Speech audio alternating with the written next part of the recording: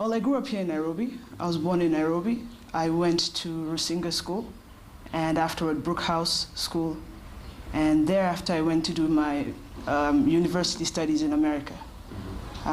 Currently I'm working here at Green Outreach Foundation, which is a renewable energy foundation that focuses on developing renewable energy sources in the country. Aside from that, I'm a photographer, I'm a writer, I also a proponent of youth activities and getting the youth more involved in constructing their own reality. And pretty much those are things that I do. Tell me a little bit about your childhood. Do you remember, when you grew up, did you have friends who you were playing with around? And, what was your life like as you were growing up?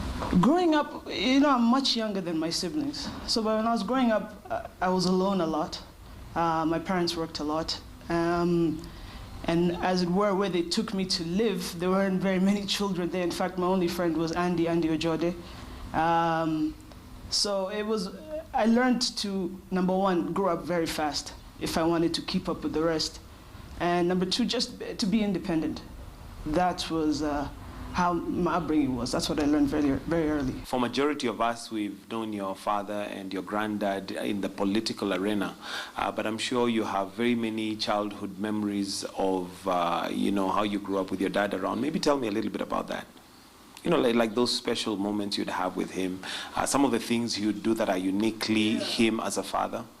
It's funny, when I was growing up, people used to ask me, how does it feel to have Raila Odinga as your father? And at that time I used to be like, it's normal, I didn't realize who Raila Odinga was. I didn't realize what a father is meant to do or how they're meant to act. For you, it was a father first, then... Yeah. And when I grew older is when I realized there was absolutely nothing normal about that situation. But I think it was the first time when he was running for president in '97, and he took me on the campaign trail. In '97, I was about 7 or 6. And that time it was NDP, Tinga, the tractor. And we went to Woodley, and he put me on top of this tractor that drove right into Kibera. So here I was 6 years old, and I just remember seeing the crowds coming towards the car and being afraid. But not really afraid because they were smiling, they were cheering, they were staring. And then at that point, I think, is when I realized who Raila Odinga is, that he's not just like every other father. But I like that he exposed us to those situations earlier, and now we're so excited to go for rallies. So I believe that was something that was extremely unique. And he'd also call us up to speak at these rallies, which was frightening at the time, but now I'm very happy because now we can speak in public. But are there some childhood memories you remembered? Like, did he used to take you out swimming?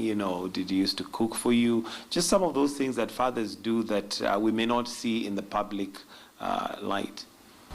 His big thing was traveling. He was very insistent on us traveling, especially traveling alone. But I think he used to take us out. He used to take me out, as I told you, I was much younger, on Sunday to go swimming at Lillian Towers. And so we'd go, and while I was swimming, he'd be in the gym. He's always been a gym rat. And that was something that we used to do. It became special, like every other Sunday or one Sunday a month. I would get to hang out with my dad for a change. So it was really special. Tell me a little bit about your mom. Because your dad, of course, has been in the limelight for a long time, but your mom is also a little bit, once in a while we see her, but we don't get to hear much from her. Yeah, she's quiet. She works in the background. But I think more so my mother is a bigger influence on me. Growing up, obviously, I was with her a lot more. But just the woman that she is, she's always been a proponent of strong women. And early on, she exposed me to very many strong women, I was named Winnie after Winnie Mandela. And I remember my mother gave me Winnie Mandela's autobiography, My Story, when I was about 11 years old. And when I read it, it changed my life, because I could see who I was named after. I could connect with her. And it sort of exposed me to this realm of strong women who may not necessarily be given a platform to discuss what they've done. And so I started reading about the likes of Indira Gandhi, Benazir Bhutto. Benazir Bhutto, who was also influenced me a lot because there were similarities. Her father was also the prime minister at some point. So I think seeing my mother do that and getting out there really exposed me to a lot. And she really influenced me to be the woman that I am today. And you mentioned that you're the fourth born, and you pretty much grew up alone because your siblings were not around. Tell me about them. Where were they? They were all in college. Junior is the closest in age to me, Raila, and he's 11 years older than me. So probably when I was in kindergarten, he was in high school. The same with Rosemary, it's 13 years, and with Fidel, it was 17 years.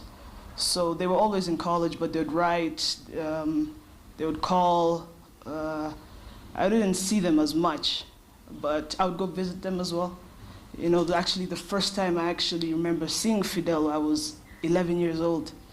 My father sent me to America all on my own, He used to do crazy things like that. Yeah. So he put me on an airplane. And so I went to stay with my sister Rosemary. And Fidel lived in DC at that time. And I remember walking into his apartment, and he wasn't home. But Fidel being Fidel, his house was full of people, all his friends who had come over. And then he walked in maybe an hour later. And we were so awkward, we didn't know how to be with each other because, I'm a little kid and he's a grown man, but, we're meant to be siblings. And from then on, it was, after we got over the awkwardness, we just meshed. He became that, even a father figure in some sense to me. We were extremely close. Okay. Before we concentrate on Fidel, because I've read some articles of how he's influenced you and that you looked up to him, I guess just like you've described after the awkwardness. Tell me about, the other siblings. Did you ever get a time to bond and, Yes. get together? Well, with Rosemary, my only sister, obviously, she taught me a lot. In fact, I see her every day now. We're very close. Junior influenced me a lot in terms of sports. As you know, I was a very big sports player. I played on the Kenya national team when I was younger. Junior introduced me to basketball. What particular game did you Basketball. play? Okay. Introduced me to basketball, to video games. He actually made me sort of a tomboy. And music, rap music. I had different relationships with everybody. I still do. But we're all very, very, very close. Okay. Yeah. You grew specifically close to Fidel before he passed away. Is this simply because you were living in the States with him? Well, I didn't live in the States with him. By the time I went to the States, Fidel was back here. I can't say why. We just got each other. We just understood each other, Him being the oldest, myself being the youngest, and Rosemary and Raila are very close in age. So those two got along.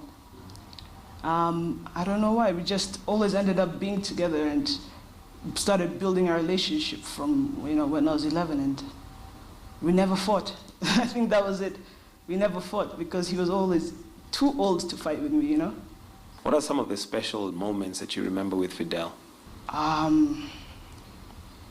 God, there are many.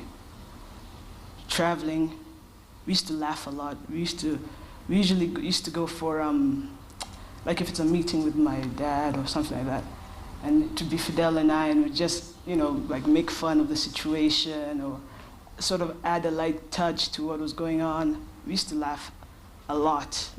That was our thing, like, I can't really explain it, but Yeah. He seemed to have been a very easy guy, to get along with. He had many friends around him. Did that influence you in any way to who you are today? Definitely. He was very respectful of everybody, and it was very important for him to not forget where he was from, and he was very proud of being an Odinga. I myself am proud of being an Odinga, but sometimes that creates ideas in people's heads of who you are. And so most often I go by Kazi. All of my friends call me Kazi. So I didn't really like approaching people as Winnie Odinga because I didn't want to be judged from that. It almost creates a stereotype. Yeah, exactly. And so Fidel always said, don't be ashamed to be an Odinga. Don't be afraid to be an Odinga. Yeah, you know how far the Odingas have come. So but in his way of expressing that, but still being extremely humble. And he had time, which is, I have to work on my patience, but Fidel had this enormous patience for everybody.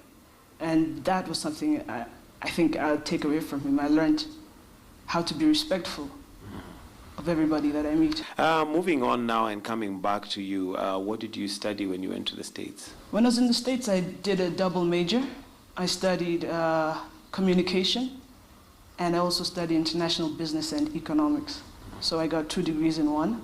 Currently, I am doing my MBA at USIU. Next year, I plan to go to South Africa to get a master's in African development. So those are all the things that I did. Having done all that, and do you have any political ambitions? No. When you're a child of a politician, it kind of goes 2 ways, You either love politics or you hate politics. But one thing you can't deny is that you're a little bit of a politician inside. So right now, I'm just focusing on, my business and my school. But the same with politics. I've always been of the opinion that it's not something you decide. I don't really support those career politicians. It's the people who choose you. If there's a calling, if there's a gap in society, then that's where the best politicians are made out of. Not like, why not? I'm trying to make some money and I join in, Let me try it as a job. No, it's not, shouldn't be a job. Maybe coming back to you and your relationship, are you seeing anyone married, engaged? My father's going to watch this. I'm okay. I'll give you the political answer. Yes, that's a political answer. We need to know whether there is actually somebody in the scene, or you're single and free to mingle, as they say. Yes, but not mingling. I'm staying focused right now. What are your dreams and aspirations in the future? Where do you see yourself in the future?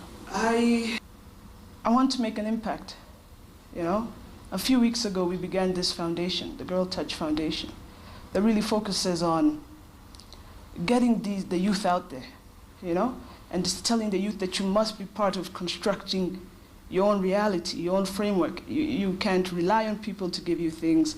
You can't rely on the government. You can't wait. You can't wallow. We have this society that's wallowing in this miasma of idleness, So I'm going county to county, school to school, to get these kids talking, getting them proactive, not waiting for opportunities, seeking, starting businesses. Very often you hear that you must go to school, start your business, etc. There's a plan you must follow. But I want to introduce the aspect of duality, that just because you're young doesn't mean you can't start a business. I started my photography company 2 years ago when I was in university, and now I've taken photos all over the world. I didn't know anything about taking photos, but that was self-taught. So I want to introduce the aspect of self-empowerment, not waiting for these handouts. So if I can influence that even just a little bit, or inspire somebody to do that just a little bit, I think that'd be a great achievement for me. How do you go about doing that? Because one might look at you and think that you're probably saying that having grown up in a very good background with many advantages, which you cannot ignore by virtue of the fact that you're an Odinga. So one might look and say, well, I'm from a background that's not as privileged as yours. How are you getting that message across by getting yourself out maybe of the Odinga, stereotype? Yeah, but see, the Odinga name, like you say, is not always a blessing. Sometimes it's a curse. And I've also faced my challenges because of being an Odinga. But the approach that we're taking to this is positive peer pressure. You see, the people that I am talking to, I'm of the same age group, right? 18 to 35, I fit right in there. And the approach we're trying to take is not a top-down approach, which is not your father telling you to do this, your mother telling you, your principal telling you to do this, but your peer, your friend.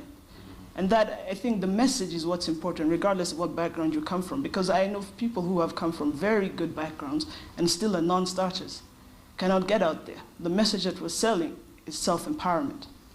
And I think that works very efficiently if it's coming from somebody who has been in their shoes. You know, a young kid who's confused about what's going to happen in their future, not knowing what they want to do with their lives. Those are problems kids face all this time. And I think that's a positive way for us to ensure that. Because if you encourage them, then we get things like innovation. M-Pesa began here. You know? You must encourage them to explore the arts. You can't, you know, we have a society of hundreds and thousands of doctors, but there are no hospitals, right? And some of those doctors could be artists. You know, you have artists coming out and doing amazing work, or people not even realizing how good their work is because they've not been given that chance or that platform or the idea that you can actually make a living out of being an artist. So truly what I'm trying to sell is self-empowerment. Do you ever get a time where you find it difficult to disassociate yourself, especially when you're trying to drive a certain agenda from your family? As in, you are just Winnie, as opposed to Winnie Odinga. That's when I use Kazi. Is Kazi your name or a nickname? It might as well be my name, but it's a nickname I've had since I was like 5 years old. And I really had that, and I think every child sort of goes through that phase where they're trying to discover themselves.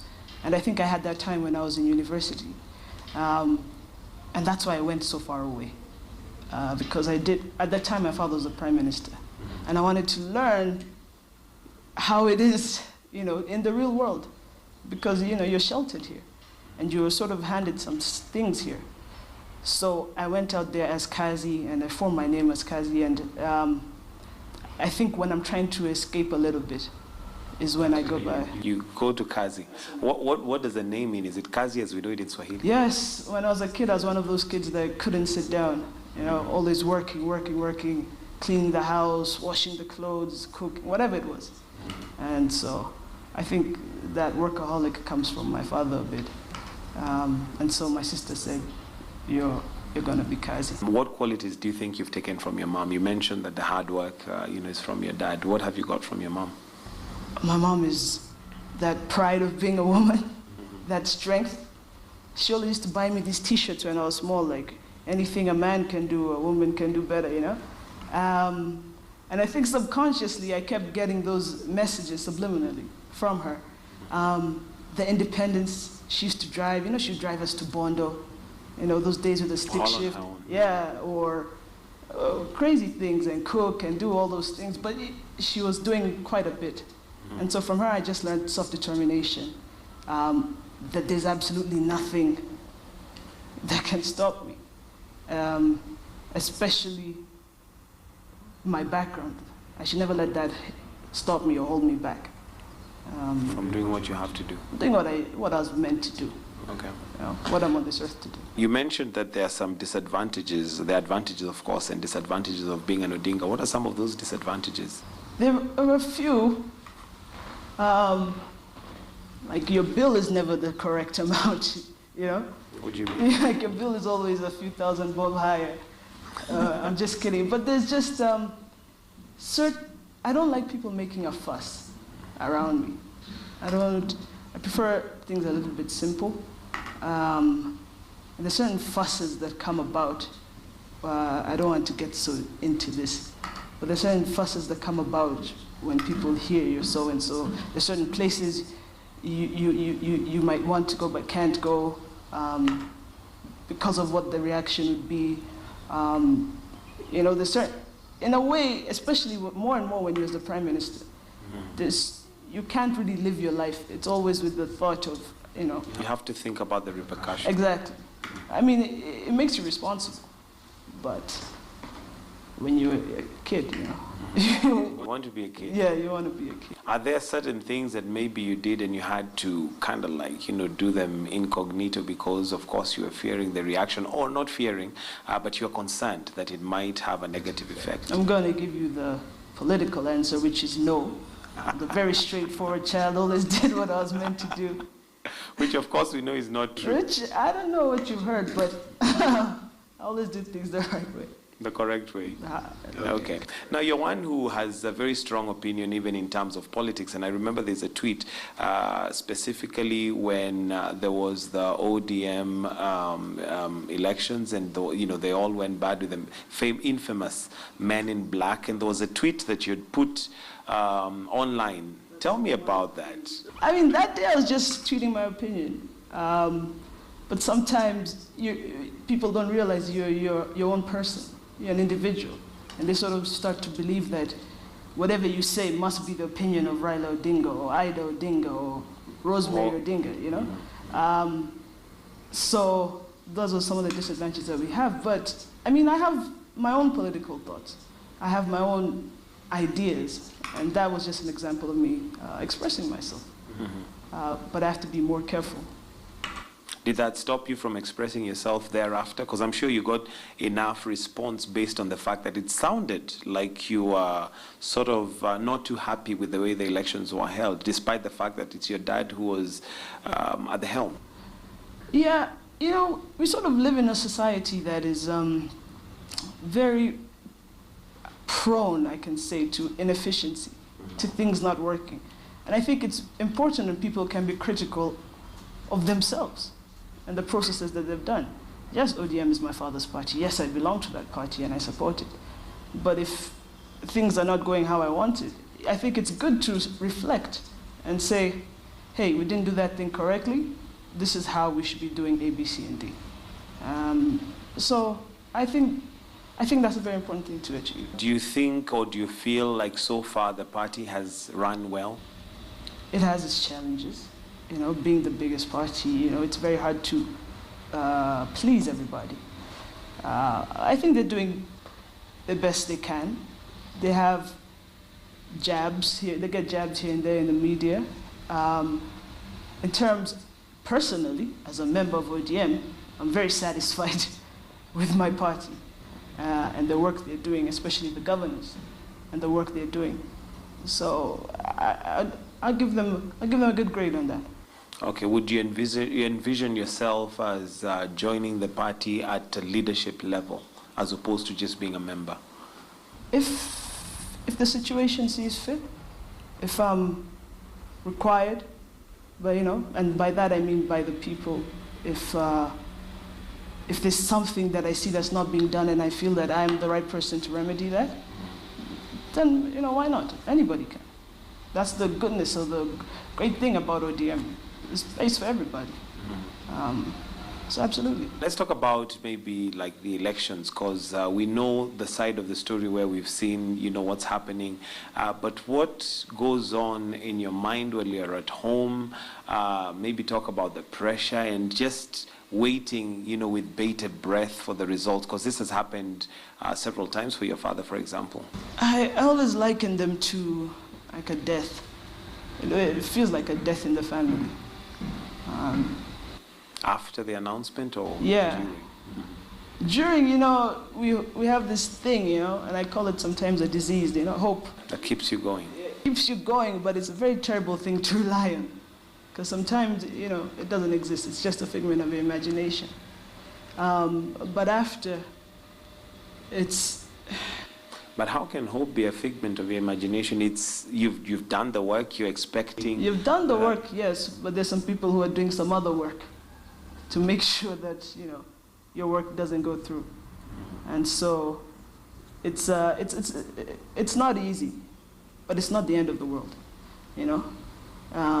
And you also have to realize, what is your goal with the election, right? The goal has never been for Raila Odinga to enter State House, but it's the societal change, or what Raila Odinga being in State House means for society, you know? That everybody has a chance to get into that house, you know? That you don't have to be a certain person or do certain things for you to get in there.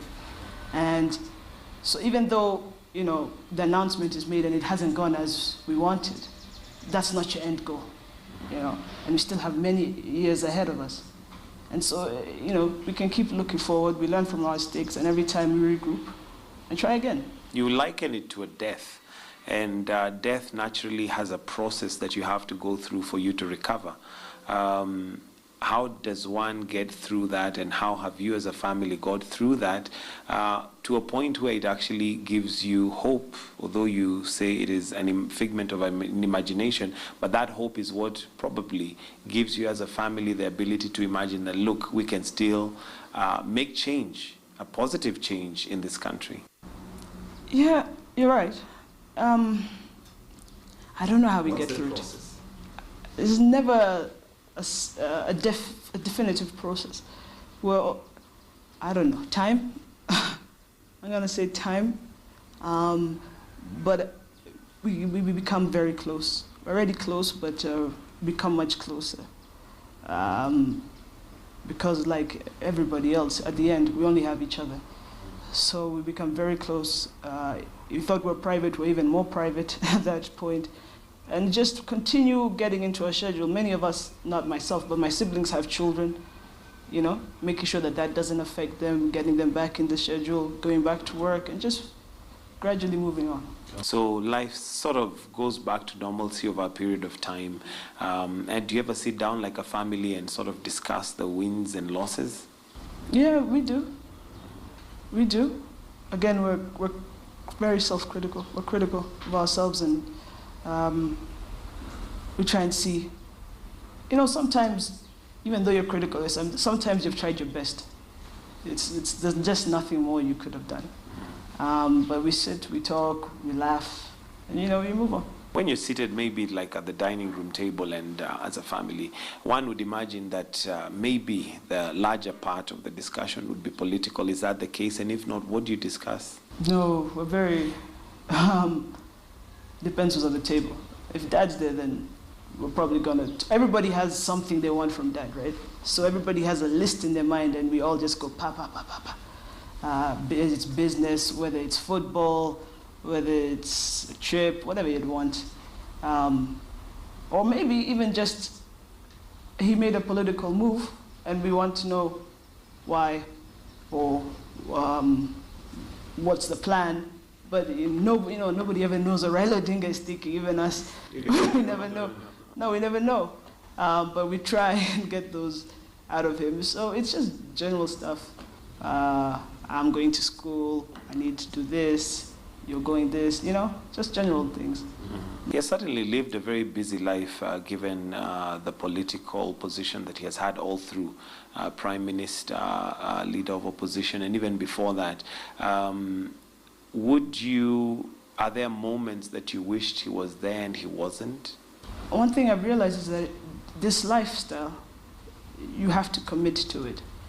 And sometimes that means, reducing certain times that you would have for your family or your business or whatever. But I think I'm just like him. I think I see the bigger goal, right? And I think we all have to make sacrifices, even him. So I don't think there was a time where I was like, he should have been here. No. Maybe small instances when I was younger, but as I grew older, I understood. There was a time he was in prison and, for a period of time. Do you remember that, or were you too young? No, I was too young. You were too young to remember that. Okay, because I'd have wanted to know what the family was going through and what you felt about it. I was too young. You were too young. Do you talk about it now? Yes. Does he ever talk about his political journey? Yes, he does. Mm-hmm. That's how I know it. And so I assumed everybody knows it, but I realized the story is not out there as much. Especially when I was growing up, he told me a lot. And so I understood the political journey, I knew it. But you see, like I always say sometimes, is that my siblings and myself grew up in two different households. You know? When they were growing up, Raila Odinga was an enemy of the state. When I was growing up, he was an up-and-coming opposition politician and all those things, and eventually a prime minister. So, in our house is like two different mentalities, two different approaches to life. But I think that's good. There's a balance. Yeah. The history that you say that you know, but maybe many people do not. What parts maybe don't people know about his political journey? The escape when he went to Norway, what it's really like in detention, in Nyaya House torture chambers, what it's really like.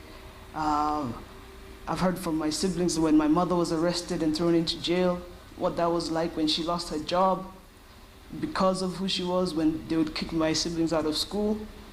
There are very many stories that people don't hear.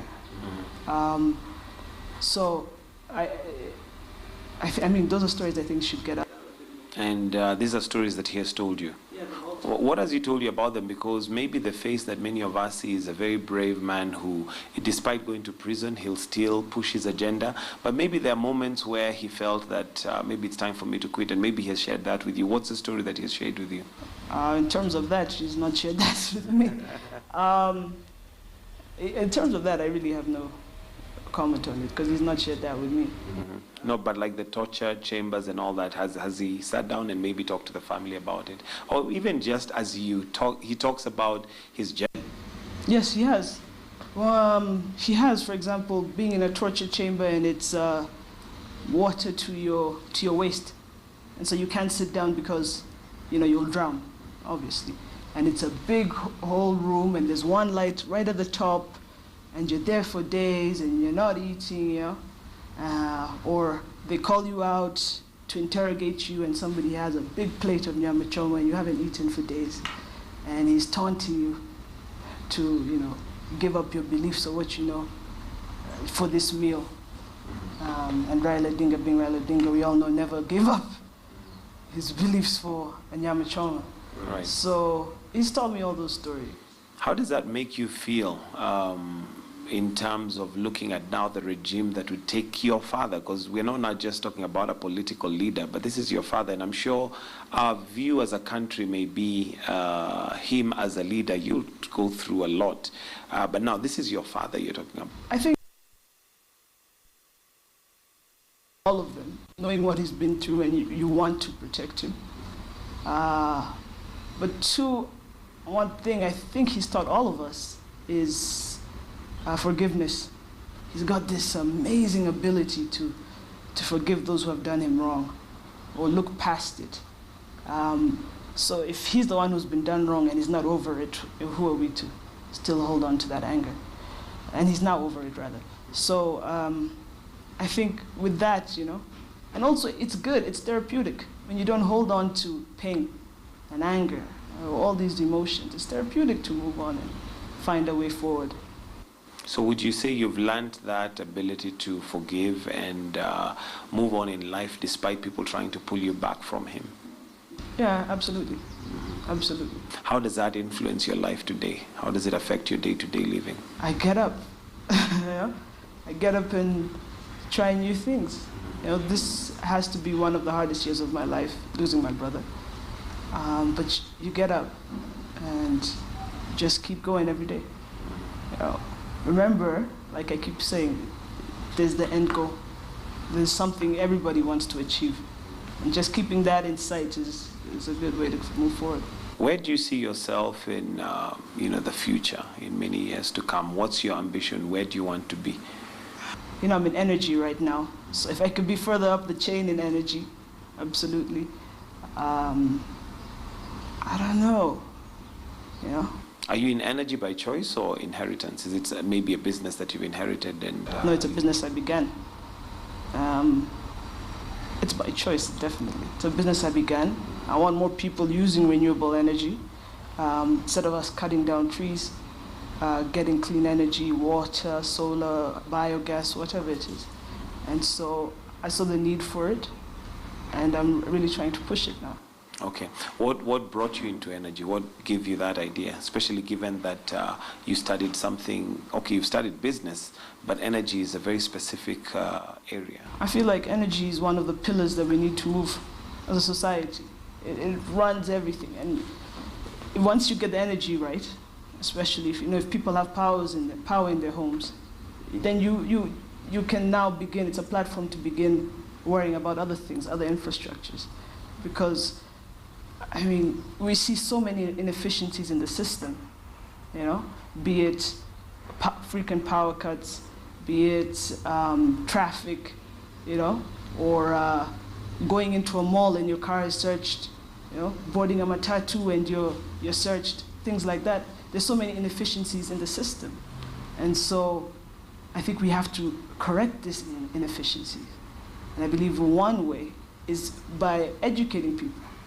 Right? And there are many mediums you can educate people. Television, computers, radio, whatever. But for you to reach the people, they need the energy. And so it's like a long thought process. But I think everything leads back to it. Okay, you've talked about inefficiencies, and of course, as a country, we have various and many and numerous challenges, especially in terms of our leadership. But first, maybe just to get your opinion, what do you think of our leadership currently, politically speaking? And this is across the board. I think there's too much politics. There's too much politicking. You know, there's too many games, and I think there are too many egos that are dying to be satisfied instead of people actually working. You know, like I said, there's inefficiencies in the system, right? But you're not even given the chance to try and alter these things. You know, corruption cases come up, people are making noise here, social media is going off, when really we're focusing on all the wrong things instead of actually helping the system, but not to completely blame the political class. I feel as citizenry, we're not doing enough. You know, I was with my German friends a few weeks ago, and he said, if you want the system to work, you have to be a part of it. So if you want the system to work, we can't always be criticizing it, but be a part of it, you know? If the traffic light is red, don't drive, you know? Means stop. Means stop. You know, just small things like that. So I feel like those are the issues that we have, that we must overcome. There's too much division, and there's too much immature play, instead of actually getting down to work and doing things and sorting things out. One might argue that you're in a very good position to make a very positive change and use what you know and what you have to make, you know, a positive change in this country. What would you say to that? It's possible. If I can, I will. It's possible. If I can, I definitely will. But I also feel that everything has its time. You know, you don't climb a tree from the top. Everything has its time and its place. And I'm still learning. Given an opportunity, you would actually use the position that you have to make a change? If I could, absolutely. It would be selfish of me not to. If I could make a positive change that could help my country, absolutely. Do you consider yourself patriotic? Yes. Jingoistic sometimes. Whatever that means. What does that mean? Extremely patriotic. What are some of the attributes and things that you'd say define you as a patriotic Kenyan? That's a very good question. I don't think it's, this patriotism is a public display. I feel like it's a personal feeling, you know, what you feel for your country. And you know, sometimes people, this politics clouds the mind and people say, I don't want to be Kenyan, the system doesn't work, etc. But forget about that and think of Kenya as itself, you know, our animals, our tourism, our rainforests, our savannas, etc., etc. Those things that people fly miles to come and see, pay thousands of dollars to come and see, those are ours. And so we must claim ownership of these things, all right? And those are things that I feel for this country. Ownership and pride in what we have, and our diversity. You know, 42 different tribes, numerous languages. Where else do you get that? I think that's an incredible thing to have. And we sometimes forget that we have these good things and can't focus on the bad. But if we focused on these good things, our tourism industry is dying, and instead we're making noise about this. Let's focus on this. Elephants are being killed, and one person is fighting for them. Let's all fight for these things. You know, we have to have accountability and responsibility. We always say, oh, the government is going to do it. Oh, the government is not doing it. Then you do it. You know? Why do you have to wait? And you say, I'm not elected. You don't have to be elected to make a change. You know, just be a good citizen. You can still do something from wherever you are. Absolutely. Okay. Now, the current political leaders we have, and more specifically, maybe the age of your father, are an older generation, obviously a generation from you, but maybe even 2 generations apart. What would you advise in terms of changing the political landscape in terms of the age group that we have? Because obviously ideas have changed, ideologies have changed over time, and if we maintain the older generation, not that we'll do away with them completely, but there is a risk of not having anything new coming up? I think whether old or new, it's, we need a whole transformation of a mindset. Because you can still have young people and their ideas are no better than the old people. You can still have young, corrupt people, you know? I think it's a complete overhaul of the mindset. And sometimes that will take the experience of the older. But the energy and the innovation of the younger, I think it's a collaboration of two. To get, take all the older politicians and put them in a nursing home is not the answer, but rather a collaboration. Because we have seen how sometimes the younger politicians are a bit reckless in their ways, in their mouths. I think bringing these two together and learning from each other is what is needed, especially learning from each other, learning from the older and learning from the younger generation about what's new, how we need to do things more efficiently, right? But there's certain things, for example, I don't mean to digress here, like devolution, right?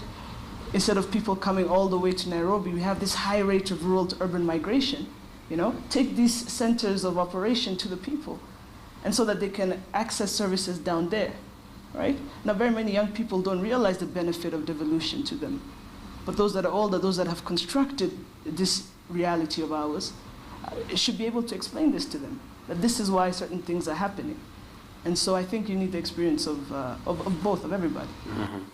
Now, you have quite a number of ideas of how, change can be brought about in the country, and you have an ear with your father, for example. Is this a conversation you'd sit down and have with him? Yeah, absolutely. Absolutely. Yes, I do.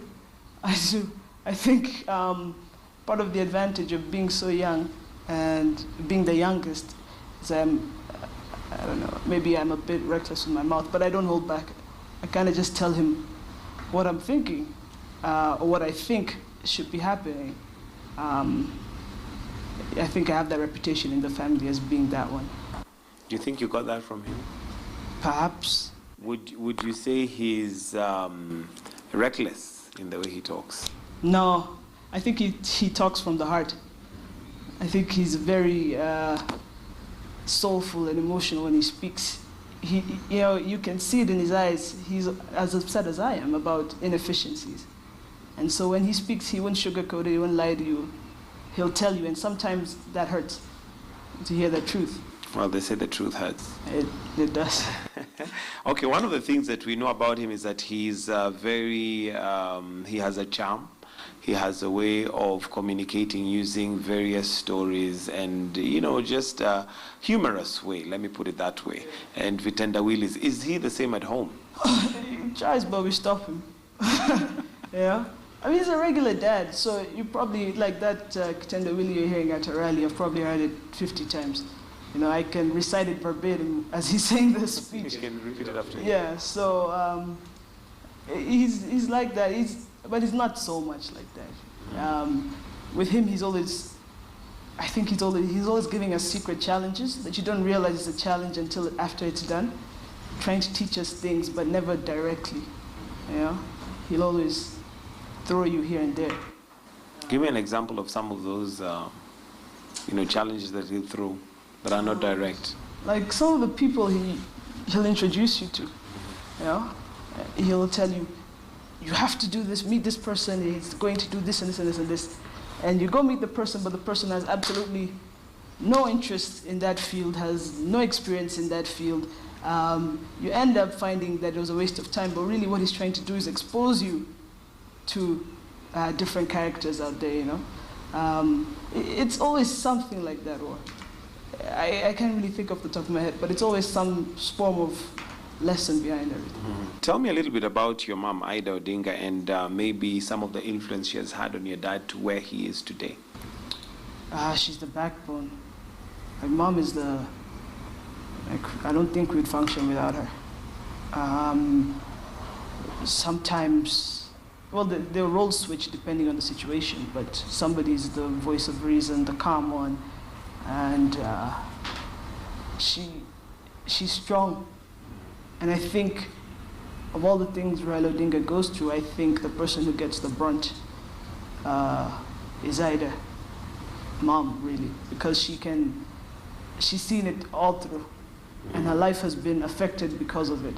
And her children's lives have been affected because of it. So she's really the pillar of our family. What are some of the lessons you've learned from her that have kept you going and kept him going? She's very prayerful, and spiritual. But not in a you must go to church type of way, but finding inner peace, you know, with your religion or with your God or whatever it is. Finding inner peace and using that inner peace to not let anything knock you off your equilibrium. Yeah? Don't let day-to-day stresses, don't let somebody put you in a bad mood. I think she's taught us all that. And going back to Fidel, did he ever have political ambition, do you think? Yes, he did. I believe so. We used to share a lot. He did. And I mean, it's unfortunate. But that's you wouldn't want to follow up maybe on some of his dreams?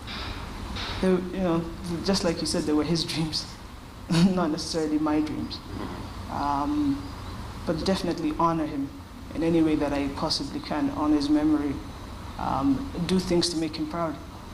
Because out of everybody, well, my sister as well, they really pushed me to be the woman that I am today, to express myself. Like I told you, as a writer, I'm a photographer. I have one of my, that's my photography book. Oh, you have a book as well. To show my talents to the world. And so I think one way would be to expose myself just a little bit more. I think that would make him proud. Tell me something that maybe we don't know about Winnie. We can take just a few. Some of those that are not known to the public, I'm sure there are those things that we just don't know about Winnie Odinga. I'm a photographer. I can't. I'm a poet. What? Oh, you're a poet? Yeah. Okay. I write my poetry. Spoken word, really. And do you perform? I used to. I haven't really found the venues. But if there are some, I hope somebody would invite me, because I've been looking. Maybe you can just do a bit of spoken word. No. That's for another form. No, come on, Winnie. You can do this. It's just putting you on the spot, but I'm sure you can do a little bit, whether it's on the political arena, whether it's... I don't have anything off the top of my head right now. No? Because I thought spoken word is one that is literally just done as you go along. Yeah, but I'm not going to do it. I think I wanna make sure my message is heard. And it's clear. Okay. What else don't we know about Winnie? And her ambitions and her plans and... I don't know, you know, this works better when it's question answer. Okay, what are the things that make you get annoyed about maybe our country? What are the things you love about the country? I know you've mentioned our wildlife and patriotism and all that, but maybe what are some of the things that really annoy you about Kenya that you would want change? Like I told you, again, sorry to take it back, but basically we're inefficient. I've lived in numerous cities where the system works, right? And to come here and to be stuck in traffic, you know, and to go to Nakumat and to be searched, you know, the concept is completely foreign to me. And the fact that we have accepted it, you know, we sort of accept everything we're given, you know, and that's not right. When a sick person is walking to a hospital and they're searched, right, but a GK can just drive through, you know, what does that tell you? That tells you that in the government's eyes, every citizen is a potential terror suspect, you know? And that shouldn't be the case. America, with all its terror threats and its 300 million people, they don't do that. That's because the problem is contained at the mouth, at the door, on the border. So why is it that we have to deal with this thing now? I mean, you go to Nakumat and you have to pay for parking. You know, that's the institution passing the burden of parking on to you. Why is that? It's the only country that does that. And we've just sort of take things as they're normal, but they're not. They're not normal. They shouldn't be accepted. You know, we shouldn't live in a state of fear. Yesterday I went to the movies, and for the first 30 minutes, I was looking at every exit and trying to figure out if anything happened to me here, What would I do? Where would I go? That shouldn't be. You shouldn't live in a state of fear like that and say everything is fine. It's not fine. And I think those are things that... Where are we going wrong? Why is that something that we have become lethargic and accepted? I think it's years of this pressure, years of this, we're obsessed with politics. Yeah, the news is complete politics, There's nothing else in the news. Everything is politics and everything is negative. Sorry to say, when you guys were off, it was like a... Relief. Yeah, because, if you constantly have these mediums everywhere that are constantly telling you this and bad thing happened, this corruption case, this murder, this car accident, what, it must take, on some level, an effect on the person, on the being. And so I think we've become so used to hearing bad things that we expect bad things, that we don't even know what good things are anymore. Your road has 2 potholes, you're like, wow, this is not a bad road. Why? Your road has, like the new Kilashio bypass I see has speed bumps. Why do you have speed bumps on a road like that? Or on a highway, like just before junction there's a speed bump. Why is there a speed bump? Why can't we just drive normally? So things just keep happening and we're just like, yeah, okay. So would you blame it on the media? Has the media given such a negative perspective to a point where Kenyans have lost hope and accepted fate? I don't want to blame it fully on you because I don't want you to switch the story on me and tomorrow I'm the target. But definitely, I think sometimes they can be slightly irresponsible with how they report news. They, stir emotions. And I think they really have to start focusing on other things. We can't be this obsessed. It's normal to me to see Raila Odinga in a newspaper. In fact, there are times I used to read the newspaper just to find out where he was because his schedule was too busy. But it's abnormal for me not to see him then. Why? Why is he always in the newspaper? Why is it always politics? Why are we not talking about these kids started a foundation the other day, right? This swimming gala did well. It's not real news, but just things like that. Why aren't we talking about those things? Positive things. We're 40 million Kenyans. Are you telling me there's absolutely, there are not even 100,000 that are doing good things every day that we can't write stories about them? No? Well, one might argue and say that it's the politicians who want it that way, and they're out to make sure that we receive and hear them. That's a good point that you're saying. That means that your media houses are compromised by these politicians. Because it doesn't matter what they want. If you're independent, you put what you want, isn't it? Am I saying the truth? You are. So I think that's where the problem comes back. And now where does the change begin? Because surely it can't just be the media that's to blame for where we are today, the apathy that we feel as Kenyans. You've just talked about traffic. You can sit in traffic today for 3 hours and tomorrow, business as usual. Nobody will say a thing.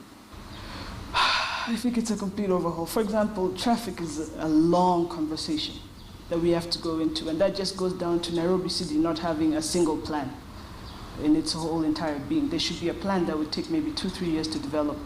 Once you do that, once you also develop devolution, right, and seize or at least slow the rate of this rural to urban migration, then you're able to develop centers with fewer people in it.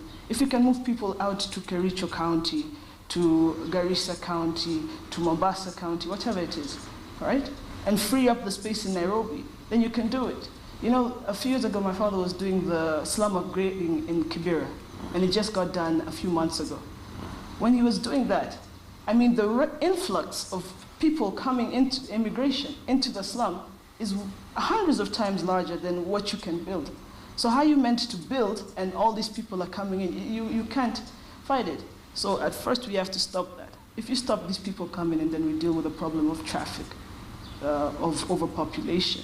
That will help with distribution of power, electricity, water services, garbage collection, all that, but we have to sort of slow down and disperse these funds around the country. If you were given an opportunity to speak to our political leaders, your dad included, what's the message you would give them? Just exactly what I've said. Focus. Yeah? Focus. I feel like a lot of the times, again, these egos need to be stroked. Forget that. Deal with your mandate, why you were chosen, and work. But if their egos are being stroked, it's you and I as a citizenship who are doing that. If you feel like the leader you elected is not doing what you elected them for, don't vote for them. You know? If somebody gives you 2,000 bob for your ID card, don't take it. Say you're gonna vote. You know? Or 2,000 to go in there and tick yes or no. Take the 2,000, but go in there and tick what you want to tick. Do you know what I'm saying? Don't be influenced by this money. We've created this society where it's money, money, money, money, money. Everybody needs a handout. Everybody is demanding a handout. It shouldn't be like that. You should be able to, be self-sufficient. Go in there and think for yourself and do what's right. Because at the end of the day, you're the one who's still staying where you're staying. You're the one who's having problems feeding your family. All right, thank you very much, Winnie. I think it's been a pleasure talking to you. Anything maybe you think we've not covered? I believe we've gotten everything. Everything. We've gone 360. All right, thank you very much. We appreciate your time.